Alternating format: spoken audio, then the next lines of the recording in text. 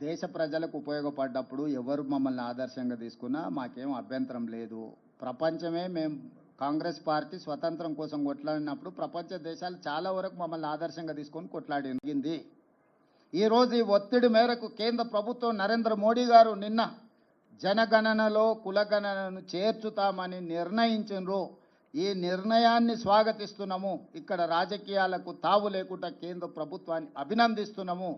అయితే ఇది అమలు చేసే క్రమంలో తీసుకోవాల్సిన జాగ్రత్తలు, నిర్ణయించాల్సిన సమయం అనేది అత్యంత కీలకము.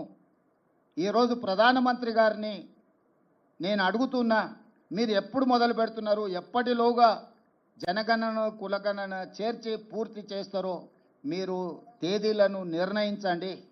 అదేవిధంగా ఇది అమలు చేసే క్రమంలో మీరు తీసుకోబోయే నిర్ణయాలు, అమలు చేసే ముందు వచ్చే సవాళ్లను, సమస్యల్ని ఏ విధంగా అధిగమించదలుచుకున్నారో మీరు అన్ని రాజకీయ పక్షాలతో చర్చించండి.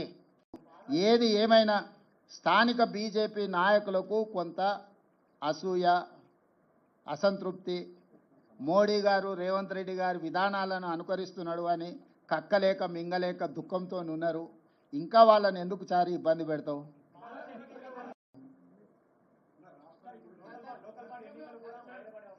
దీనికి లోకల్ బాడీ ఎన్నికలకు సంబంధం లేదు మిస్టర్ సూర.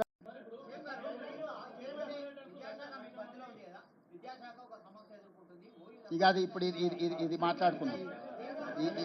ఇప్పటికాడికి దీనికి మాట్లాడదాం.